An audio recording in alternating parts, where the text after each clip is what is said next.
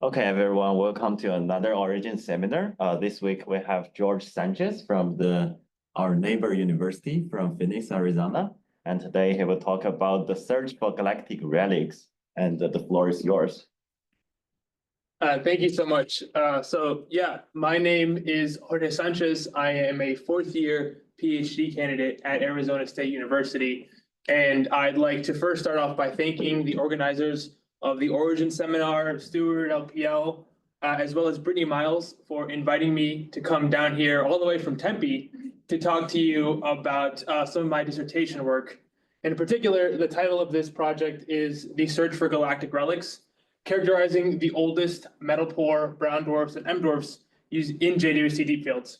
So I'm, of course, here on behalf of Arizona State University, the Department of School of Earth and Space Exploration, my advisors, Jenny Patience and Mike Line, as well as the PEARLS project.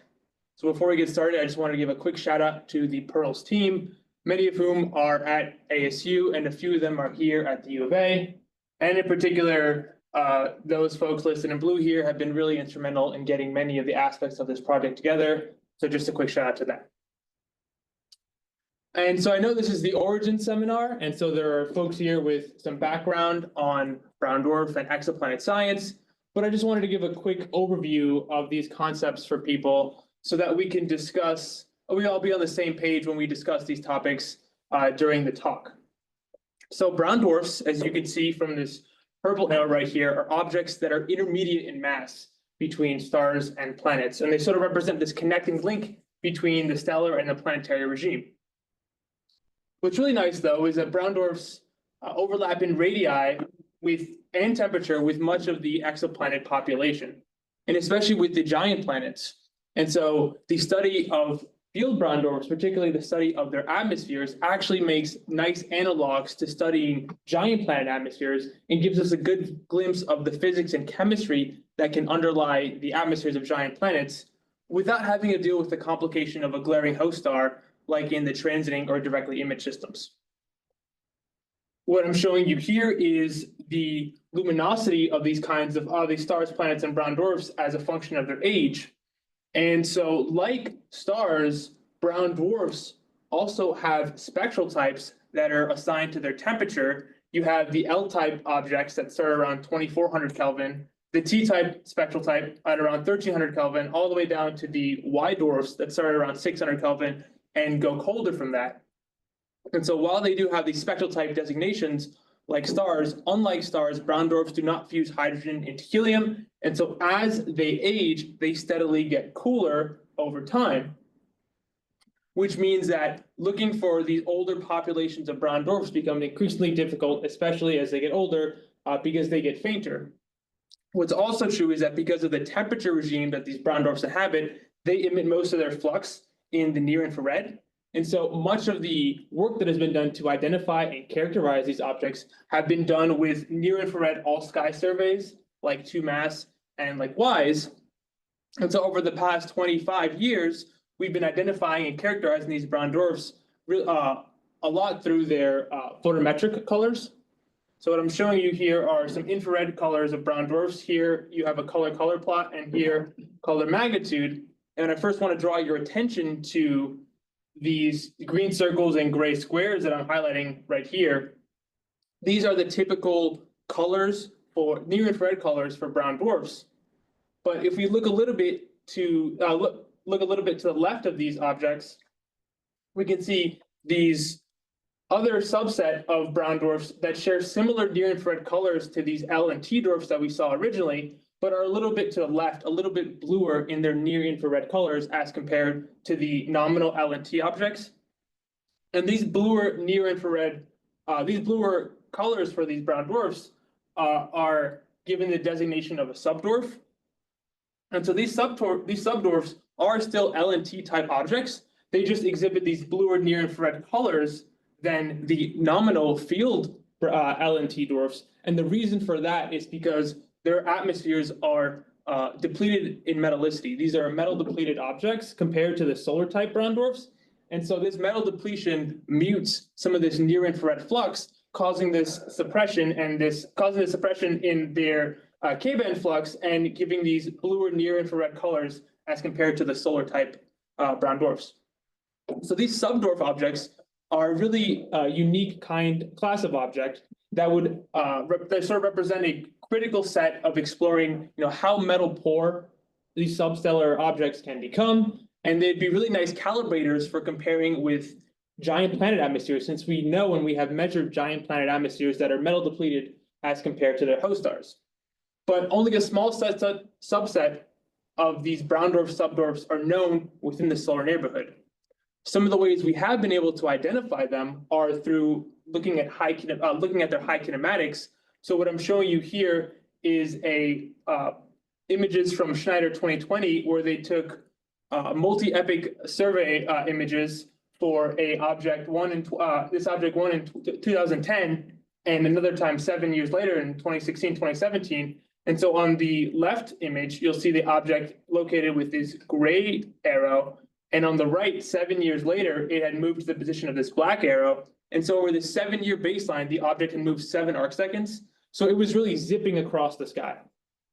It was very intriguing object that they identified here. And when they took spectra of it, the spectra of this object, WISE18-10, is shown in black. And also shown are the prominent absorption regions for near-infrared molecules, or typical brown dwarfs at this temperature. When you show here's the data in black, and when they compared that with a typical spectral standard for a T-type brown dwarf, they noticed that it didn't fit very well, especially could not fit the sort of suppressed flux region around the K-band. But when they then use a different kind of model, in this case, a model with a lower metallicity, here with this, around the same temperature, but with a metallicity of -1 solar, the model actually fit the data a lot better and also was able to match more closely the suppressed K-band flux. I can put those side by side together. And so this better fit with this low metallicity model suggested that this object was a subdwarf, and so they classified it as extreme subdwarf T-dwarf. And so this object then became part of this growing number of low metallicity T-dwarfs that we've been able to identify. But what's also really intriguing was the high kinematics that the object had shown. And the high kinematics that it shown, this high proper motion, suggested that it was distinct from stars within the solar neighborhood. And in fact, might have come from somewhere else at different regions of the galaxy where it might have been able to pick up this high proper motion that it was exhibiting over this long baseline. And the origin of subdwarfs or low metallicity objects at large distances from the sun actually makes a lot of sense, because we know from stellar surveys that as you increase further distances away from the sun, you start to probe regions of stellar populations that decrease in metallicity. So what I'm showing you here is this plot from Chidi 2021. On the y-axis, the vertical height above the Milky Way plane, on the x-axis, the radial distance, and this color bar here is showing the different metallicities for the stars in these regions. And for a sense of scale, I can also plot the scale height of the thin and thick disk. And so what you're seeing here is that as you increase your distance above the Milky Way plane or distance from the sun, you're getting these populations of stars that are increasingly metal depleted. And these stars are predominantly older populations, metal poor compared to the solar neighborhood.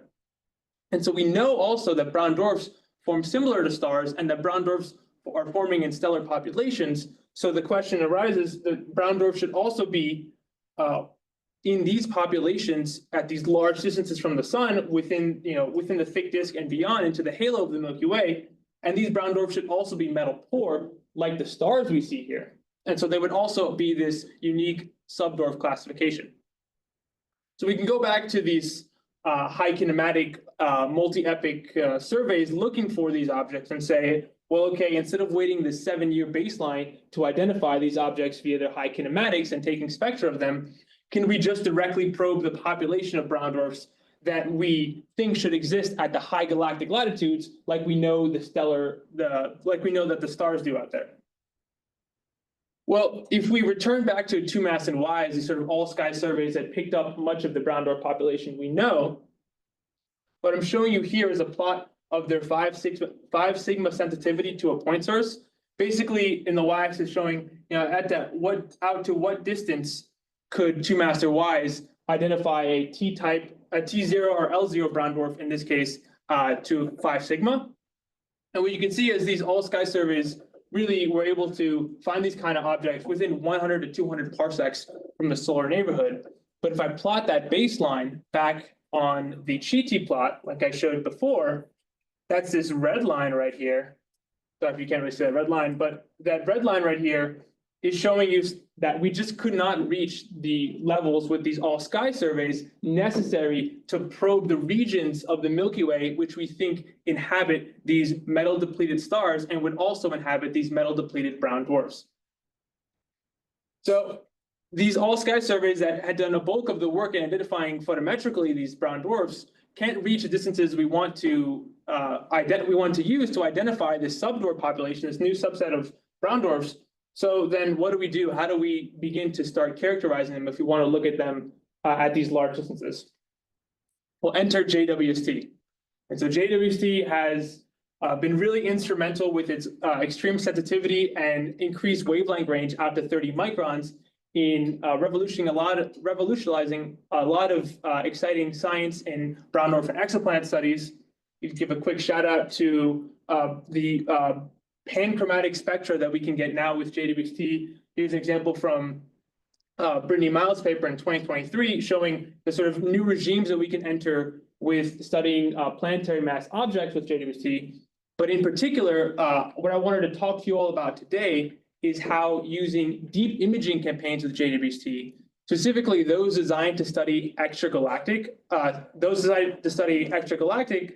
science, can be used to identify distant galactic brown dwarfs within the Milky Way. So we can return back to the 2 mass and Ys plot, and you can naturally ask the question, well, how does the sensitivity that JWST can provide compare to these previous all-sky surveys? So here's the same plot from before. But then when I overplot this with the typical sensitivity of some of these deep extragalactic surveys that have already been done by JWST, we can see we go from sort of the parsec to kilo-parsec scale. We're really blowing the sort of out of the water the previous all-sky surveys in the capability to identify brown dwarfs at these extremely far distances. And we might now have the opportunity to reach these distinct regions of the Milky Way where we think the brown dwarf subdwarfs might exist. And so the particular deep imaging campaign I want to focus on here is of the North Ecliptic Pole time domain field. This was taken as a part of the JWST program PEARLS, the project that I mentioned y'all before. Here is an image of the NEP-TDF, and I'll show you now the overlay of the region that JWST took data with, specifically with JWST's NIRCam instrument. And this set of data was taken over 4 different epochs with NIRCam. And these 4 epochs are broken in to these different rectangles here, these different spokes. And in total, the entire coverage that NIRCam had of this field covered about 55 square arcminutes with around 8 NIRCam filters and a 5 sigma point source down to about 28.5. So really is incomparable to the previous all-sky surveys and showing the extreme sensitivity that these deep imaging campaigns have. And if we zoom in on one of these spokes right here, we can see the beautiful data that NIRCam has been able to provide, showing us these really magnificent images of these galaxies and these structures that were the sort of main focus of these JWST deep fields. But what I want to convince you all today is that within this data are faint brown dwarfs, distant brown dwarfs that are in the galaxy waiting to be discovered. And I want to show you why the NEP-TDF is a prime field to be able to identify these faint brown dwarfs. The first thing is the pointing of the field. On the left here, I'm showing you the galactic longitude of the NEP as compared to other deep field surveys like SEERS or the Good North, the Good South. And on the right here, I'm showing you the galactic latitude and longitude, as well as the pointing area of the NEP. And so what's nice is that the pointing of the NEP is such that it's in a region with few bright stars and low extinction, meaning that it has a sense that it is looking in an area that's not very crowded, as well as it's pointed in JWST's continuous viewing zone. So this field is also primed for follow-up observations, multi-epoch observations, for any follow-up like characterization, such as through future imaging campaigns or spectroscopy. What's also really nice about the data from the NEP is the multi-band photometry that we can get using JWST's NIRCam instrument. So what I'm showing you here are the throughput curves of the NIRCam filters associated with our data set. And we have the wavelength range of NIRCam from 1 to 5 microns accessible here. And this wavelength range is really nice because it can be diagnostic for identifying brown dwarfs. I'm showing here the typical spectra of a 700K T-dwarf and a 1600K L-dwarf. And you can see they have strong spectroscopic features within all 8 of these NIRCam bands. So it's really nice that we have access to all 1 to 5 micron range of NIRCam so that we can use this large wavelength range to enable to identify the brown dwarfs, which is something we were unable to do with these previous surveys. But don't just take my word that you can find these brown dwarfs with JWST programs directly. I want to also shout out that there have been previous studies that have been using JWST photometry to look for brown dwarfs in other deep fields. Specifically, I want to shout out Nonino 2023 and work by Kevin Hayline here at the U of A, who have been using, who have used brown dwarf, have been using NIRCam data to identify photometrically brown dwarfs in deep JWST fields.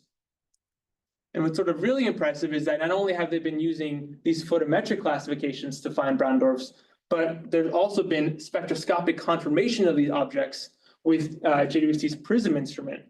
And so what I find really, really amazing is that some of these T-dwarfs identified with their photometry have now been spectroscopically confirmed and have been found at kilo-parsec distances. So really further than we've ever been able to find T-dwarfs before, showing the extreme sensitivity and from the impressive data quality provided by JWST and NIRCam and NIRSpec. So I want to turn back now to the North Ecliptic Polar Time Domain field and the data that I've been working with particularly. Like I said before, this is showing 1 spoke here, but it had a total of 4 spokes in that was taken.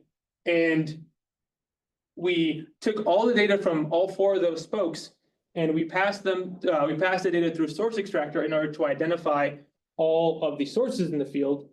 And what we come up with is around 40,000 sources.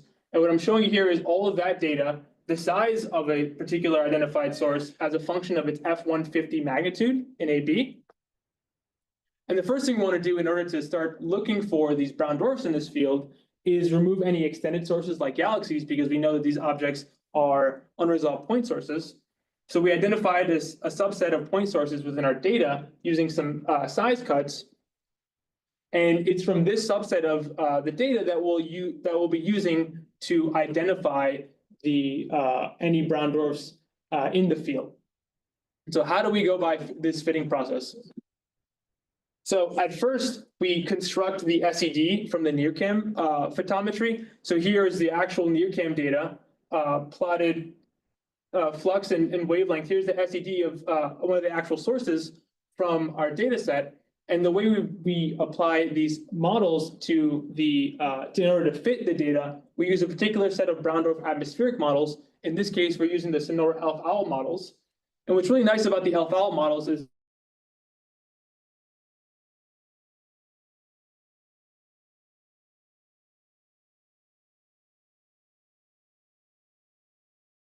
make a nice set of models to begin our initial comparison with, especially if you want to look for a large range of brown dwarfs in different temperature regimes. And so the way you read this plot is our data, our NIRCam data is in the red, and the model photometry we compare the NIRCam data to are the blue X's, and all the blue X's are the spectra, the model spectra from the Elf Owl models binned down using the throughput curves from NIRCam. And you can see the fit to the best fitting Sonora model here in the red. And what's nice about doing this model template fitting is that it also provides estimates on physical parameters, such as the distance, the effective temperature, and the metallicity. And so in this case, this particular source we identified was best fit by a T-dwarf model at a distance around 1400 parsecs, which we think was really showing the sensitivity of Webb and this, the NEP data that we had. But we're also cognizant of the fact that these the brown dwarfs weren't the only point sources that were in our field, that there are other unresolved point sources that might exist that do exist in the NEP data that have been shown to exist in other deep field surveys, and those are active galactic nuclei, AGN. And so the AGN, we also know we're in the NEP data. And so what we did is also compare these same sources with AGN templates using the photometric fitting code EASY. And what's nice about EASY is it also provides a chi-squared fit using photometric AGN templates, but also a photo redshift. And as you can see from by eye, the Sonora fit is a much better fit to the source than the AGN template shown in gray right here with these gray X's. But to go a step further, we also calculated not just a chi-squared, but a Bayesian criterion information metric in order to compare the two models. And basically what this is saying, if whichever model has a lower Bayesian criterion information metric, and the difference between those two values strongly favors the one with the lower model fit. And so the Sonora model had the lower BIC, and this delta BIC right here strongly favors the Sonora fit over the AGN fit. And so we repeated this same process, not just for looking for T-dwarfs, but across all of our sources with this long temperature range in the models. And so we were also able to identify L-dwarf candidates in the same way. And we also wanted to not just look at at T and L-dwarfs, but we also wanted to look at M-dwarfs. The reason we wanted to look at M-dwarfs is because the M-dwarfs provide a nice baseline to how much further out we can go, because these objects are intrinsically brighter than the L and T dwarfs, as well as once we calculate once we can get a sense of the number of M-dwarfs we have, we can get a sense of how many of the substellar objects like the brown L and T dwarfs we have in comparison to objects above the hydrogen burning mass limit, like the M-dwarfs. So it gives us a nice idea of the sort of distribution of substellar and stellar objects out at these distances. So we also use the Sphinx model for these atmospheric models for M-dwarfs to compare with our NEP data. So we identified a subset of L, T, and M-dwarfs in our data. And I want to show you a quick glimpse at some of the properties of these candidates that we identified. So what I'm showing you right here is the vertical distance above the galactic plane in the z-axis, or in the y-axis right here, z, and the temperature of the objects on the x-axis. And you can see here are the estimated vertical heights from our fitting process for our T-dwarf candidates. Now, if we overplot now the L-dwarfs, we can see that, as we start increasing further in temperature and getting these hotter objects that are intrinsically brighter, we start getting further up above the Milky Way plane into the kilo-parsec region, where we can find these L-dwarf objects. And now if I go even further and plot the M-dwarfs, we're really entering into an unprecedented regime as to how far we can identify these substellar and stellar objects. And it really goes to the quality of the data provided by JWST and by NIRCam that we can get estimated distances to these objects at the kilo-parsec and tens of kilo-parsec scale. Finally, I also want to look at the metallicity of our brown dwarf population. In particular, the T-dwarf sample size is a little smaller, but the L-dwarfs are showing a pile up towards the lower metallicity end of our models. And this was suggested to us that we might want to go even further now and use a set of model grids that extended in more depleted metallicities. So the Sonora Elf Owl model grid stopped at -1, but given the pileup we're seeing here around -1 for the distribution of L-dwarf candidates, we're considering using another set of model grids that go further depleted in metallicity to see if we can find even more metal poor objects, more metal poor L-dwarfs in our sample. So in total, when we tally up the number of candidates we identified using the NEP data, we have about 6 T-dwarfs, 26 L-dwarfs, about 49 L-dwarfs, 49 M-dwarfs, and the rest AGN candidates. And so this is a total summary of objects that we identified using this fitting process that I just mentioned to you. But now comes my favorite part of the talk. I like to call this the tour of T-dwarfs throughout the galaxy. And I've been talking to you all about distances away from the Milky Way, away from the solar neighborhood, and how far we can find these objects. But I really like this part because it gives you a sense of scale about where we are and the sense of how far we've been able to see T-dwarfs before, and now the ability that JWST has allowed us to detect T-dwarfs and the range at which we've been able to detect them. So we'll first start off with this sort of 3D plot of the sun in the solar neighborhood, and here we are in the middle at 0, 0, 0. If we go to our closest T-dwarf companion, lumen 16, that's a few parsecs away from us. But now we can go maybe a little bit further, and let's say we go to the sphere, the range of sensitivity provided by an all-sky survey like 2MASS. So this is the range out to which 2MASS could detect T-dwarfs. And so now we're at tens of parsecs, and this is pretty good. But now we can overplot something like Ys. So Ys, a little bit further out, and now you get to 50, 60 parsecs. So we're extending out further. But if we go out to sort of 100 parsec scale, now that large sphere becomes this little small, this much smaller sphere, and it's really hard to see. You can't even see the sun or lumen 16 anymore. I know what you're thinking. What if I went out even further? Well, if you now instead move from the parsec scale to the kiloparsec scale, the Y sensitivity becomes a small little dot. You can't even see where we started from. Now what I'll do at the kiloparsec scale is I'll overplot all of the T-dwarfs that have been identified photometrically with JWST in different deep imaging campaigns. And these are the distance where we've been able to find T-dwarfs out to the kiloparsec scale, unlike anything we've been able to do before. And so I can overplot now the T-dwarfs identified in the NEP through this work here. And here they are right here in red. And for a sense of scale, I can overplot the Milky Way plane as well as the thin and thick disk of the Milky Way. And you can see now, we're finding T-dwarfs at large distances above the scale heights of the thin and thick disk out to regions of the galaxy that we've been unable to probe before. And this is all thanks to the extreme sensitivity provided by JWST and by NIRCam, and allows us to now study a subset of objects that we were unable to do before. So in summary, the brown dwarfs are intriguing objects that lie at the intersection of formation between stars and planets. These low metallicity subdwarfs that I've been talking to you about are rare, and the true nature of their atmospheric metallicity as well as their distribution in the galaxy at large distances is poorly known, but the unprecedented sensitivity of JWST allows us to probe a population of ancient metal pore type brown dwarfs in the thick disk and beyond, and maybe towards the halo. And using deep multiband data with JWST, we've identified several brown dwarf and M-dwarf candidates in the North Ecliptic Pole time domain field. So a couple of things looking ahead for this project.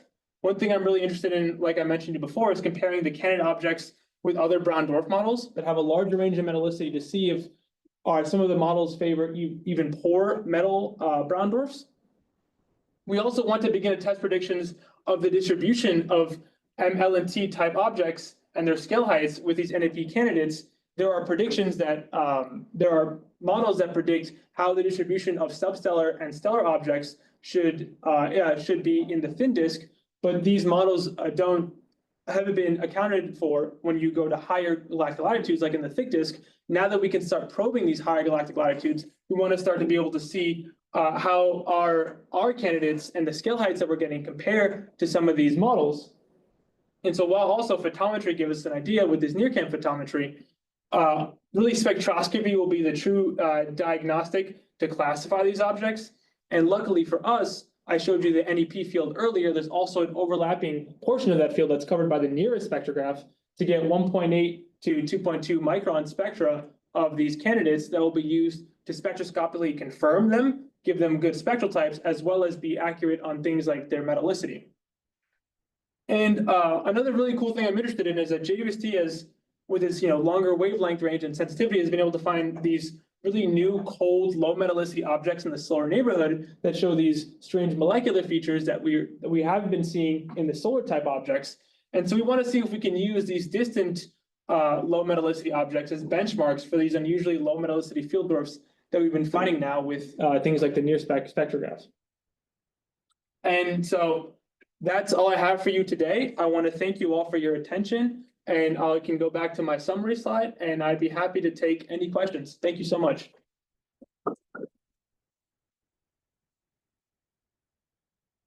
Any questions in the room or online? Ever? Really excellent talk. I was wondering about the time domain part of the proper motions and variability of the. Right. Yeah. No, it's a great question. Yeah. So the original intent of this survey was to do this time domain science to be able to find things like transients with these extragalactic surveys. With the brown dwarfs, it's a little bit harder because if there really are these galactic within the galaxy, their proper motions might be really small, so they might be hard to identify in within the time domain. It's also true is that the time domain was nice because it had accompanying HST data, but the HST data is in the UVIS range, and unfortunately the brown dwarfs would be too faint to detect on that portion, and then in those filters. But so we're really interested in is incorporating the nearest data, because if some of these objects are bright enough to have good quality nearest spectra in the overlapping nearest range, then we'd be able to use the sort of time domain aspect as a second epoch to then confirm them. And then also we have the spectroscopy to go along with it. So that's something we're looking forward to do. But as far as like other main time science with time domain science and variability, it's a little bit harder for these objects because of their faintness and because of it's hard to get the proper motions. Yeah. So you talk about the spectra. I assume that's going to be pretty tough. But Yeah. What are the? Can you go back to the plot? One of the plots of the kilo-parsec distant one where you've got photometry and one of the Sonora models on top of it. Sure. Yeah. I haven't thought about. We can go to like T-dwarf. Yeah, sure. That works well. So what are the degeneracies like here? I haven't thought about how in this temperature regime that I thought about it for M-dwarfs, but not at 900K. I mean, if you change temperature and you change metallicity, how many different permutations can you get with the same chi-square? Right. No, that's a really good question. And so that's why we wanted to do something like, we wanted to use the Elf Owl models, because they have these different permutations across temperature, log G, the mixing parameter, KZZ, metallicity, and CtoO. So we wanted to start off with this sort of like wide range of all of these different model tuning parameters. And in this case, we used for each source for each source that we identified in the data, we fit it against all the models in the Elf Owl subset. So that's over 30,000. So we did try all of these different permutations, and we take then the best fitting chi-squared. But it's certainly true that there are different permutations that will give like maybe a little bit that could give a similar chi-squared, just not as good for different temperatures or different mixing parameters. I mean, that is an issue we have. We're fortunate enough to have these several different photometric points. So that helps a little bit in the sort of diagnostic quality of it. But like you said as well, the sort of really way that we'll be able to pin down what kind of objects these are with the spectroscopy. So what kind of uncertainties are you able to put on temperature right now at these guys' orientation? So I mean, really, these are just estimates. That's why I have like the temperature I'm suggesting I'm putting right here is basically just the temperature of the best fitting model. You can fold in the uncertainty in there, but really I'm just saying this object was best fit by a model at this temperature, and that's as much I think as you can do really with just the photometry. But that's basically what we've got so far. I mean, I would think that there'd be some limits, Yeah. right? But- My grad student, Jake Helton, and I are doing this with a base, we're just taking the models and throwing them to a Yeah, Bayesian sure. with some interpolation, which allows you to look at the degeneracies. And the degeneracies, especially with 8 photometric points, are really Right. large. That's right, but I guess what I'm getting at is it, 200 degrees, which would be remarkable. Oh, 100 degrees? No, sure. It's the temperature is actually the smaller of the degeneracies. Okay. Especially because the slope between 1 and 3 microns really dictates the temperature. Sure. But it is really the metallicity that is, if you looked at the histogram that you showed with the metallicity range, like the fact that they're all spread out and they're lumped over, it's, because that's incredibly sensitive to the 1 to 2 micron. Right. Yeah, we did not, we did not, there are like ways where you can, do an interpolation between the models and then sort of fit it like that. We didn't do that. We just fit basically just a chi-squared to each model. So there are different ways you can approach it. Certainly just in the way we did it is, this is, you get a sort of just best fitting model from that. Yeah, we didn't interpolate between models. Why didn't you do Y-dwarfs? We extended it down to, we used we extended it down to the range of the the Elf Owl models, but we didn't find any white dwarfs. Why do you think that is? Well, that's a good question. I mean, not only are they just extremely faint, but sorry. I'm pretty sure you have some, but you're only seeing them at 4 microns. That's why.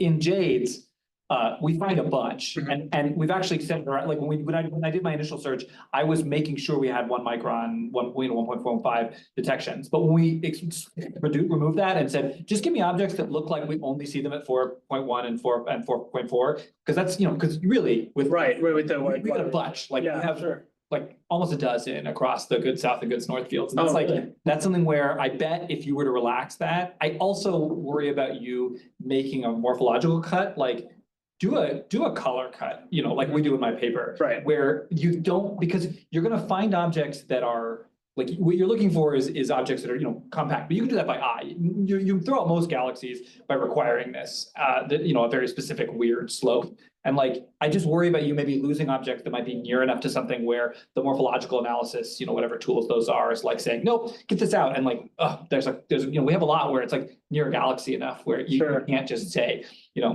like, I'm very wary about compactness criteria to cuts, Sure, yeah, no, we've applied some color cuts as well, just to double check with some of with the data. And so we're interested in comparing the like the size cuts that we have with just doing color cuts, like you've been mentioning, and seeing how the number of candidates that we can select with those compare between the two methods.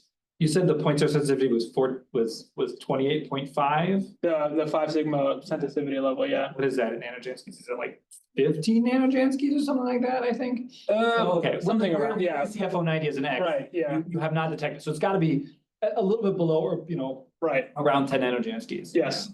Yeah, and in this first pass analysis, was it 6 photometric points that you imposed, or how many did you impose that it had to have a detection? I think it was around, Part of it. it was also that too, it was around, I think 6, yeah. Okay, And so I think relaxing that as a second pass. Right, yeah. Especially for wide dwarfs, because you're not gonna see them at, like you can just, from my paper, right? Like just see how many objects would you, like we did at the end of my paper, where we show like what different fields, because like I think that even in Cosmos Web, which is enormous and just like incredibly shallow with only 4 filters, they're gonna get a bunch of wide dwarfs. They're gonna look like weird long wavelength, only 4 micron detections. And I think that you probably have some, you just haven't, you've required something that have thrown them out. And I bet that's the data. That's a really good point. Yeah, I'm interested in looking into that now. Yeah. Yeah, Brittany. I was curious about the spacing of like the metallicity grids. Like, what's your wish list for how far you expect them to go down to? Because most theories just calculate 3 metallicities and leave it at No, sure, yeah.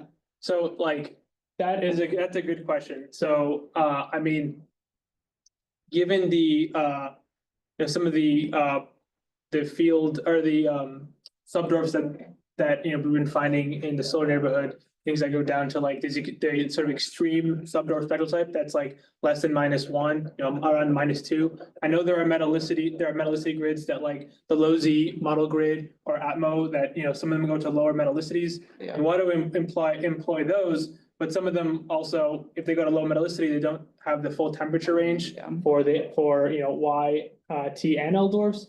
So I don't want to be asking like, for too much here, but we want to find some middle ground where we can be able to extend them, down to at least, -2 to be able to find some of those, to be able to see if we can better characterize some of these objects that might be even more metal poor. Okay. If you go back to the stellar plot, what was the most extreme identified in the CtoO study? Oh, I mean, they go down like to -3.5, That's really great. Yeah. which is just like, so, yeah, I see like in the red, like some of these in the red, like go down to -3, it was just like so metal depleted. And yeah, but like I said, they're like the ones like some of the ones that we've found in the high kinematic studies, they go to like -1.5, -2, and those go from the subdwarf classification to the extreme subdwarf classification, which already have a lot for L-dwarfs. So I think something like that would be really nice for a wide range of temperature for the subsolar atmospheres. You can see how perhaps we could twist the theorist arms and pitch them on if JWST is really getting to these, multi-kilo-parsec, if that's the yellowish color. So it seems like there's clear justification for them to extend to -2 and -2 certainly, in a yeah. more complete way. So maybe we'll lobby. Yeah, them -2 this certainly. afternoon. Yeah, Yeah. exactly. Yeah, that'd be great. It's just, it's hard, right? No, it is very hard. Sonora Elf Owl is like, like what we're discovering with some of these is like you see these phosphate features that aren't in the Elf Owl model. Like it's just the model, it's hard to tell a theorist, like, come on, because they're like, no, we're at the very limit. We're Sure, yeah, no, like, here's a Y dwarf spectrum, go model it. Like, well, I've never seen this before. How do I, No, it's true. It is very hard, and we recognize that. But I think there is clear need for them, and there's an opportunity to really classify some of these really cool objects with and use some state-of-the-art models. Do we have any questions online?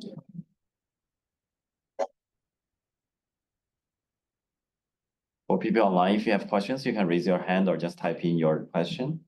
If you don't have the mic. Have you simulated what the spectra should look like with NIRCam? Because I'm very skeptical that NIRCam is going to get a spectral for It's like we have a bunch of NIRCam prism spectrum, and they're nothing. You don't see them because they're just they're fixed in there, and they're continuum dominated, not line dominated. And like NIRCam, these prism spectroscopy, it's at a sensitivity where you're going to get lines. That's not what you're seeing here. So that's why everyone has to do with NIRSpec. Right. Yeah. Because you have to hours and hours. Even in the prism to get these Right, faint yeah. spectra. We haven't done any simulations just yet. But we do know that several of our objects are in the overlapping field with NIRCam. So our next step is really to check those out and to see the quality of data that we can extract from NIRCam.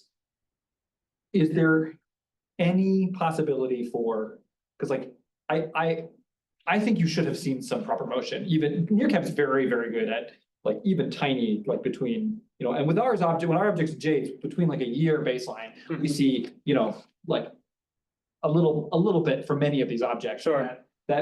It's disappointing that you don't have any proper motions, Yeah. Quite a random question. No part of this question is my area of expertise, but And there are no random questions. because you have found these very low metallicity brown dwarfs, so far above the thin and thin disk, Yeah, thin and thick disk sure. scale height. Is there sufficient connection between the brown dwarf communities and the galactic structure, galactic population communities to, could that be a useful probe of some of the evolutionary history of the Milky Way? Yeah, 100%. Yes, exactly. And something I mentioned at the end of the talk was, so there's a lot of people interested in understanding the evolution of the galaxy through the comparison of number counts between the number of substellar objects and number of stellar objects. And that has been done a lot within the thin disk, because that's, just where the data we've had has been, but if we now have the ability to probe larger distances into the galaxy, higher above the galactic plane, and start to probe this, thick disk region or above, where we can start doing these pseudo number counts to see how many of these substellar objects exist compared to how many of these stellar objects. We can then start, try to extrapolate those evolutionary models of the galaxy out to these higher galactic latitudes. So I think that's something that's really exciting that a lot of people are interested in with the rise of this identification of these objects, because we know about the stellar population out there. But it'd be really nice to compare that with the substellar population that we're finding, and then compare that also with what we know about the galactic evolution in the thin disk. Could there be a compositional component useful there, or they're so low metallicity that it's kind of not as useful? Because I know, you can look somewhat at the composition of stars in the disk versus halo, for instance, but if these are already such low metallicity, would that be sort of a less fruitful avenue? Well, I mean, I think if the low metallicity brown dwarfs that we could find in these large distances, like in the thick disk and halo, I think it would be really nice to compare them with some of the low metallicity stars and the low metallicity brown dwarfs that we found in the thin disk, right? And there's sort of nice avenue of comparison between how do these two objects that we are both identifying at these low metallicities, how do they compare to one another? And what does that say about the evolution of the substellar and stellar population, about the IMF in general across the galactic history? Yeah, I had a somewhat related question. Can you connect this also to microlensing? Say To microlensing, you said? Yeah, because they're also you're probing other areas of the galaxy and made to know what the IMF shape is in this region, to construct models for your microlensing surveys of what they get out. You know what, that's a really interesting point. I had not considered that, but I think that would be a really a unique avenue to take, and especially given the sensitivity of which we can the data to provide, that would be something really interesting to look into. Yeah. At least in Jades and Sears, the other two big extragalactic fields, the number density that is there is consistent with pre-JWST predictions, which were based on microlensing and stuff, right? Like, here's what the halo and thick disk. The problem is that was my initial. We now have a better. We're going deeper. I think we might actually be more than what was initially predicted, which has a big. There's something about the low mass IMF that maybe we need to take a look at in terms of it might be more objects than would be initially predicted from naively, right? Yeah. I mean, this is also interesting in the context of disentangling true formation history, true brown dwarfs from potentially ejected objects that formed as planets. Oh, yeah. Right.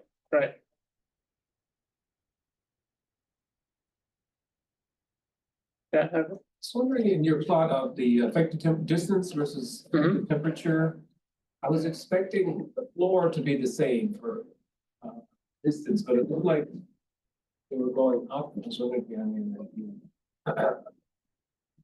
Yeah, let's see. Like you're here? So, yeah, like why is it? To end. Yeah, and so on the y-axis is the vertical scale height. And I think what we're seeing here is that we are, we're finding that the intrinsically brighter objects are further distances away, and sort of it also goes to the shape of the survey itself. It was a pencil beam survey, so it starts smaller, then it sort of expands out, right? And so that sort of goes into the shape of how we're able to find these, like the more, find only the brighter ones at these farther distances, and some of the fainter ones at these closer distances, these smaller scale heights above the disk. If you took like n in each bin and then divided by the volume of that survey area, you'd probably get that they would have a similar number, right? But also, yeah, it's something where you're probing a larger volume, or you get more possibilities of having them. Yeah. Can I ask a follow-up question on this? Yeah. So are you saying it's basically a selection bias for those very hotter targets because it's rare to see them, but they're bright? Well, the M-dwarfs are, they're just brighter out there, and so when you look at the sort of large volume, you're going to see just more of them in general because they're are just intrinsically brighter than some of the fainter LNT dwarfs. Why are they piling up at between green and red and like presumably that means that your models aren't probing a high enough range, or you're not, like, are you fitting any of those pile up at 2500 with the M-dwarf models, which are the Sphinx models or whatever? Yes. Okay. Yeah. So above we set the a limit of at 2500, it's with Sphinx, and then below that it's with Sonora Elf Owl, because they end at 2400. And so that's an interesting question that I'm looking into at the moment. I mean, it might go to trying another set of models and seeing how that changes things. So one thing again we're interested in doing as well. Yeah. At the very beginning, you showed 2 Mars and Y's and now JWST.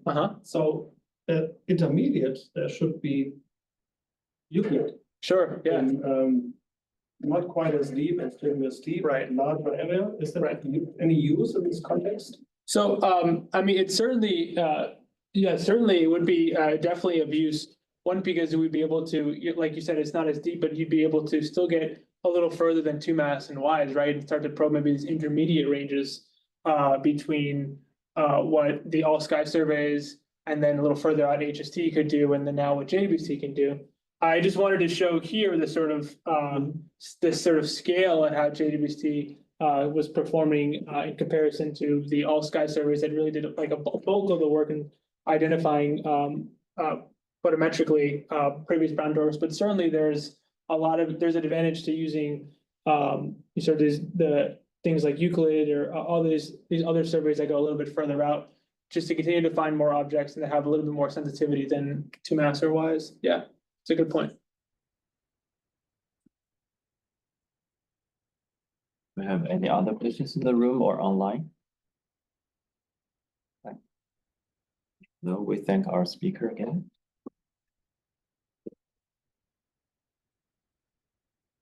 So at 3